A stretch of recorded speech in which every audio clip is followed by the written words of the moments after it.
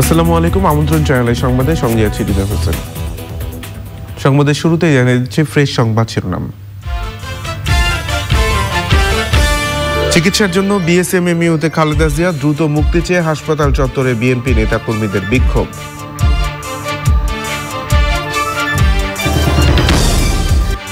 ঝুঁকিপূর্ণ ভবন চিহ্নিত করতে রাজুকের অভিযান, এফআর টাওয়ারের অবৈধ অংশের অনুমোদন খতিয়ে দেখতে দুদক। সারা দেশে উচ্চ মাধ্যমিক ও সমমানের পরীক্ষা শুরু, প্রশ্ন ফাঁস সহ গুজবে কান না দিতে শিক্ষার্থী ও অভিভাবকদের পরামর্শ। এবং সন্দেহজনক কর্মকাণ্ডের অভিযোগে টেকনাফের রোহিঙ্গা ক্যাম্পে 6 সংস্থার কার্যক্রম নিষিদ্ধ, 20 সংস্থায় গোপন নজরদারি। সংবাদ শিরোনামগুলো জানাচ্ছিলাম। এখনকার এই সংবাদ আয়োজন একই সঙ্গে চ্যানেল আই অনলাইনের লাইভ টিভি এবং চ্যানেল আই অনলাইনের ভেরিফাইড ফেসবুক পেজও সরাসরি প্রচার হচ্ছে। চিকিৎসার জন্য বিএনপি চেয়ারপারসন বেগম খালেদা জিয়াকে বঙ্গবন্ধু শেখ মুজিব মেডিকেল বিশ্ববিদ্যালয় হাসপাতালে ভর্তি করা হয়েছে। তার মুক্তির দাবিতে হাসপাতাল চত্বরে বিক্ষোভ করেছেন বিএনপি এবং সহযোগী সংগঠনের নেতাকর্মীরা। এ নিয়ে জানতে এনামুল কবির রূপমের কাছে যাচ্ছি, তিনি বিএসএমএমইউতে আছেন। রূপম, বেগম খালেদা জিয়াকে বঙ্গবন্ধু হাসপাতালে নেয়ার পর চিকিৎসকরা কি বলেছেন, এ বিষয়ে আমাদের জানান।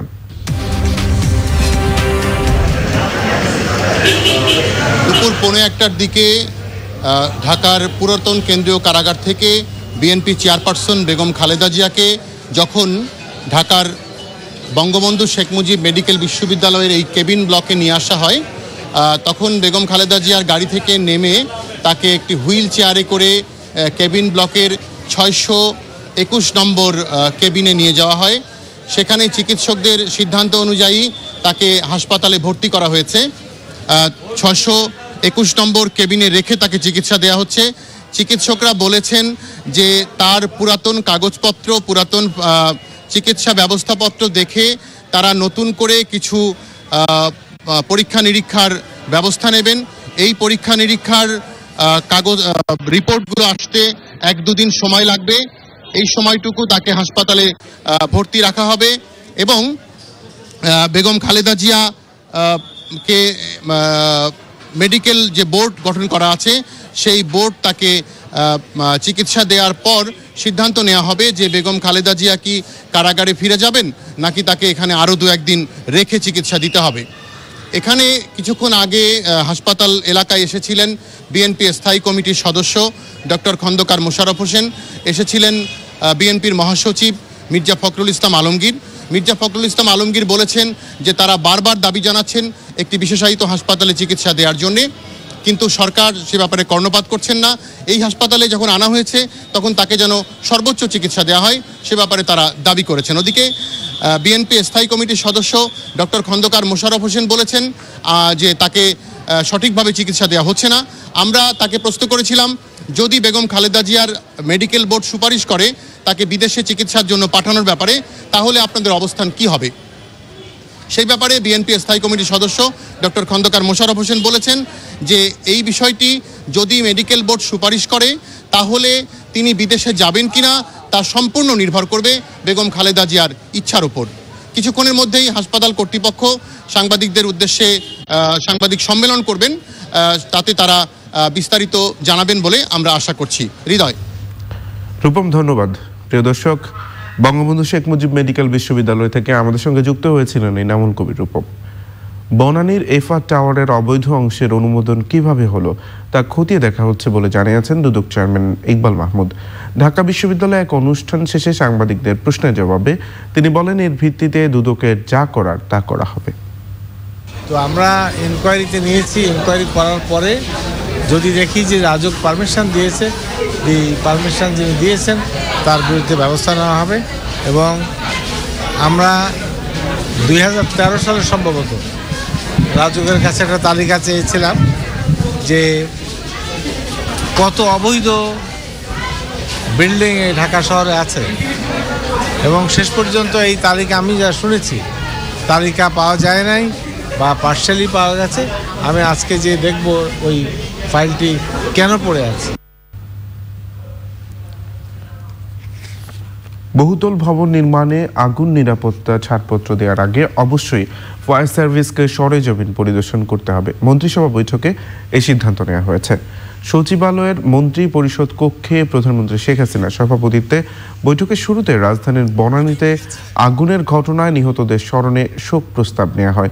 এ সময় ফায়ার সার্ভিসের সক্ষমতা বাড়ানোর নির্দেশ দিয়েছেন প্রধানমন্ত্রী শেখ হাসিনা।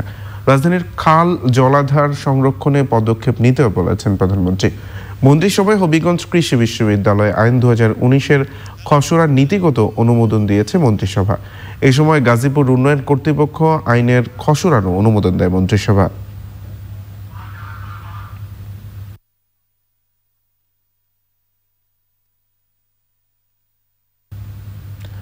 রাজধানীর ঝুঁকিপূর্ণ বহুতল ভবন চিহ্নিত করতে রাজুকের 24টি দল এক সপ্তাহের অভিযান শুরু করেছে।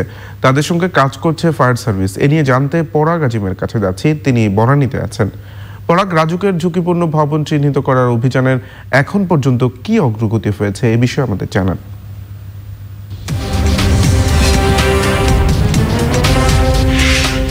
ধন্যবাদ হৃদয়। সকাল 11টা থেকে বনানীর কামাল আতাতুর্ক অ্যাভিনিউতে কনকর্ডের একটি নির্মাণাধীন ভবনের অভিযানের মধ্য দিয়ে তাদের অভিযান শুরু হয় রাজুকের। পরবর্তীতে রাজুকের সঙ্গে কিন্তু যোগ দিয়েছে ফায়ার সার্ভিসের একটি দলও। আমরা দেখেছি যে কনকর্ডের পরে যে ভবনের সামনে আমরা এখন দাঁড়িয়ে আছি সেটি হচ্ছে প্রাসাদ ট্রেড সেন্টার।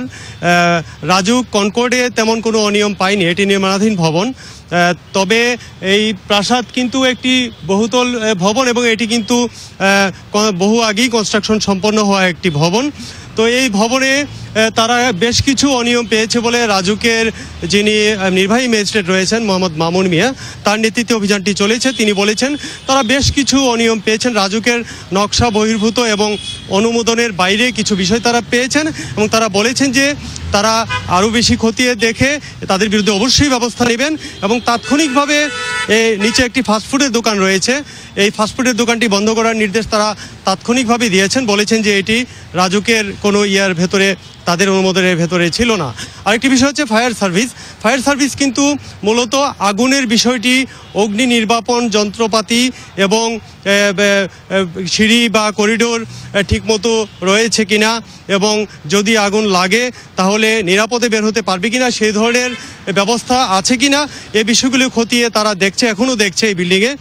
তারা সকাল 11:30 থেকে এখানে প্রবেশ করেছেন, প্রথমে বেসমেন্ট, তারপরে আস্তে আস্তে তারা উপরে উঠেছেন, এখন উপরে রয়েছেন। 7 থেকে 8 তলার মধ্যে তাদের অবস্থান এখন। তারা বের হয়ে আসবেন কিছুক্ষণ পরে এবং তাদের কাছেও আমরা জানতে চাইব তারা এই বিল্ডিংয়ে ফায়ার রিলেটেড অগ্নি নির্বাপন যন্ত্রপাতি থেকে শুরু করে যে ব্যবস্থাটি রয়েছে আসলে কি রয়েছে, আদৌ কোনো ঘাটতি রয়েছে কিনা তারা আমাদেরকে জানাবেন। আর রাজুকের যে দলটি তারা কিন্তু পাশের যে কয়েকটি বিল্ডিং রয়েছে ওইদিকে চলে গিয়েছে, কামাল আতাতুর্ক অ্যাভিনিউতেই রয়েছে এবং তারা জানিয়েছে ঢাকা শহরের মোট 8টি জোনে ভাগ হয়ে তারা মোট 24টি দল কিন্তু আজকে এই অভিযান পরিচালনা করছে এবং রাজুক জানিয়েছে যে 7 দিন তাদের এই অভিযান চলবে। তবে ফায়ার সার্ভিস আমাদেরকে বলেছে যে যতদিন আসলে এই বিষয়টির সুরাহা না হবে ততদিন পর্যন্ত ফায়ার সার্ভিসের যে অভিযানটি এটি চলমান থাকবে। হৃদয়। পরাগ, আপনাকে অনেক ধন্যবাদ। প্রিয় দর্শক, আমাদের সঙ্গে যুক্ত হয়েছিলেন পরাগ আজিম বনানী থেকে। উচ্চ মাধ্যমিক ও সমমানের পরীক্ষা শুরু হয়েছে। প্রশ্ন ফাঁস ও গুজব সৃষ্টিকারীদের বিরুদ্ধে আইনশৃঙ্খলা বাহিনীর অভিযানের পর প্রশ্ন নিয়ে কোনো অভিযোগ উঠেনি। শিক্ষামন্ত্রী বলেছেন রটনা সৃষ্টিকারীদের রেহাই নেই। অভিভাবক এবং শিক্ষার্থীদের কোনো ধরনের গুজবে কান না দেওয়ার পরামর্শ দিয়েছেন তিনি। মুস্তফা মল্লিকের রিপোর্ট। সিদ্ধেশ্বরী গার্লস কলেজ কেন্দ্র। পরীক্ষা সকাল 10টায় শুরু হলেও 30 মিনিট আগেই সবাইকে পরীক্ষা কক্ষে প্রবেশ করতে হবে, তাই 9টার আগেই পরীক্ষার্থীদের দীর্ঘ লাইন। পরীক্ষা শুরু হওয়ার 10 মিনিট আগে শিক্ষামন্ত্রী ও উপমন্ত্রী কেন্দ্রের কয়েকটি কক্ষ বাইরে থেকে পর্যবেক্ষণ করেন। পরে সাংবাদিকদের সঙ্গে কথা বলেন মন্ত্রী। এই পরীক্ষা নিয়ে বা প্রশ্নপত্র নিয়ে অনেক রকমের রিপোর্ট হয়, তবে এক একটি পরীক্ষায় যে হাজার হাজার প্রশ্নপত্র করতে হয়, সেগুলো ছাপানো এবং এগুলোর জন্য যে কঠোর নিরাপত্তা ব্যবস্থা নেওয়া হয়, ছাপা হয়, তারপরে যে এটি আর কেউ দেখেন না, কোনো বোর্ডের কেউ দেখেন না, মন্ত্রণালয় দেখেন না, কেউ দেখেন না, এই বিষয়গুলো কিন্তু জনগণের আসলে সেভাবে জানা নেই। প্রশ্ন ফাঁস কিংবা গুজব তৈরিতে যারা সব সময় ব্যস্ত, তাদের উদ্দেশ্য করে মন্ত্রী বলেন, বাজে কাজ করার কোনো সুযোগ নেই। গুজব ছড়ানো, প্রতারণা করা, তাহলে তাদের বিরুদ্ধে কঠোর ব্যবস্থা নেওয়া হবে।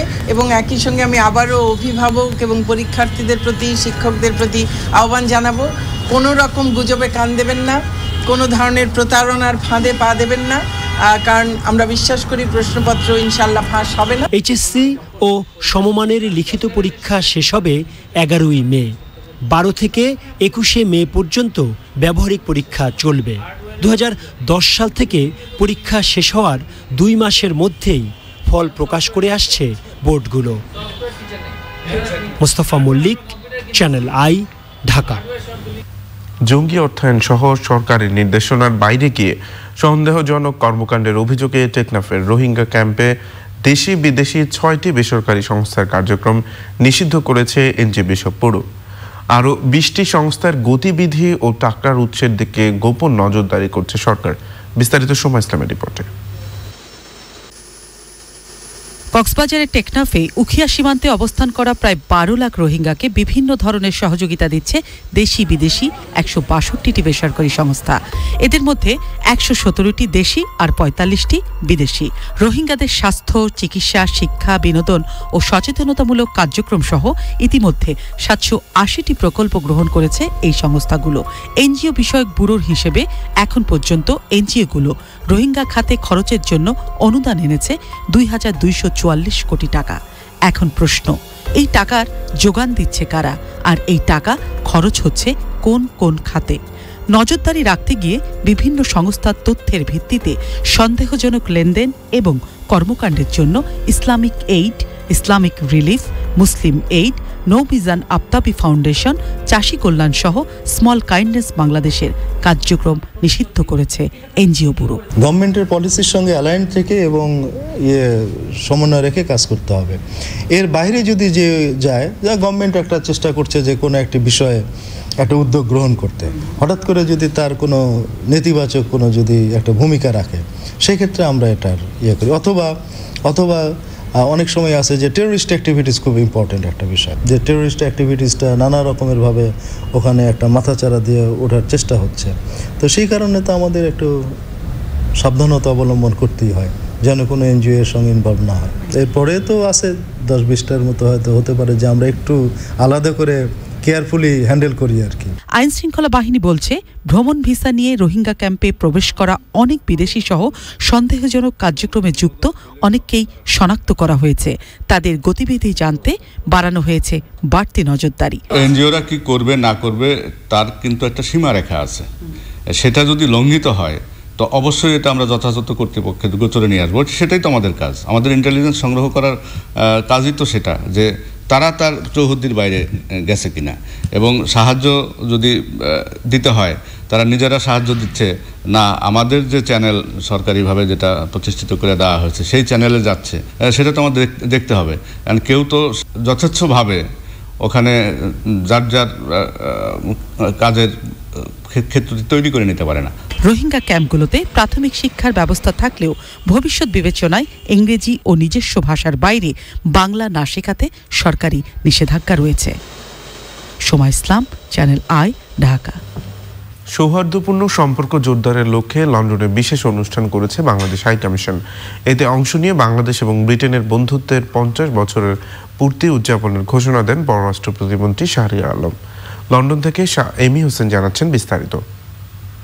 বাংলাদেশ ও ব্রিটেনের মধ্যে বন্ধুত্ব আরও জোরদার করা লন্ডনস্থ বাংলাদেশের হাইকমিশন বাংলাদেশের স্বাধীনতার 48 বছর পূর্তি দিবস উপলক্ষে আন্তর্জাতিক মেরিটাইম অর্গানাইজেশনের হলরুমে ব্রিটিশ পার্লামেন্ট সদস্য, কূটনৈতিক, ব্রিটিশ এবং ব্রিটিশ বাংলাদেশি কমিউনিটির জন্য এই অনুষ্ঠানের আয়োজন করে। সকল ব্রিটিশ পার্লামেন্ট ও কূটনৈতিক ব্যক্তিবর্গ ও ব্রিটিশ অতিথিদের সঙ্গে নিয়ে কেক কাটেন লন্ডনস্থ হাইকমিশনার সাইদা মুনা তাসনিম। অনুষ্ঠানে বাংলাদেশের ভূয়সী প্রশংসা করে বক্তব্য দেন যুক্তরাজ্যের প্রতিরক্ষা প্রতিমন্ত্রী আর্ল হোয়ে, কমনওয়েলথের সেক্রেটারি জেনারেল প্যাট্রিসিয়া স্কটল্যান্ড, আইএমওর সেক্রেটারি জেনারেল কিটাক লিম সহ বিশিষ্ট জনেরা। অনুষ্ঠানে প্রধান অতিথি বাংলাদেশের পররাষ্ট্র প্রতিমন্ত্রী শাহরিয়ার আলম বলেন, The unforgettable contribution of the government and the people of the UK during Bangladesh's independence in 1971. Saida মুনা তাসনিম জানান, and leadership of an iconic Bengali leader, Bangabandhu Sheikh Mujibur Rahman. On this day, therefore, I pay my profound respects and tribute to Bangabandhu. বাংলাদেশের সংস্কৃতিতে যে পিছিয়ে নেই তারই প্রমাণ দিলেন চমৎকার নৃত্য ও সঙ্গীত পরিবেশনার মধ্য দিয়ে। Shah Emi Hossain, channel I, London. Nitol Tata কৃষি সংবাদ।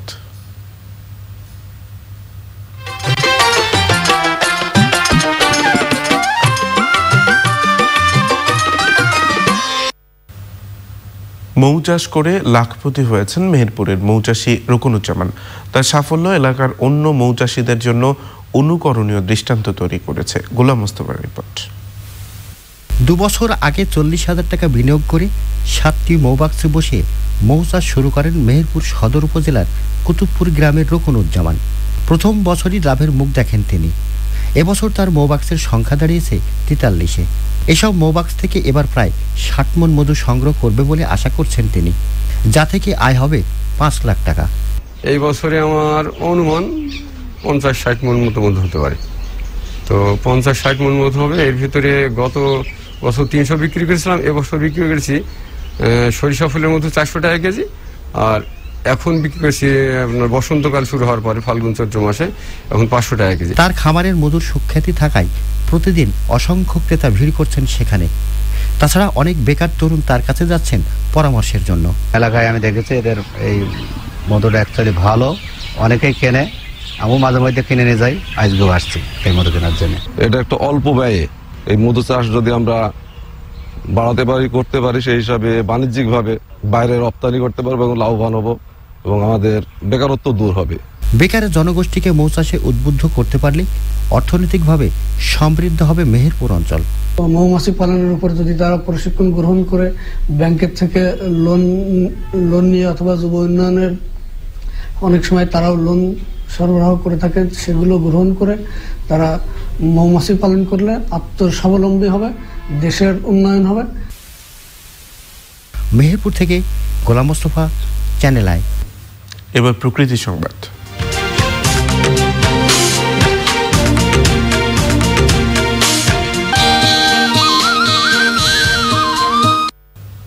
পরিচ্ছন্ন পরিবেশ গড়তে অভিযানে নেমেছে দিনাজপুর হাজী মোহাম্মদ দানেশ বিজ্ঞান ও প্রযুক্তি বিশ্ববিদ্যালয়ের শিক্ষার্থীরা।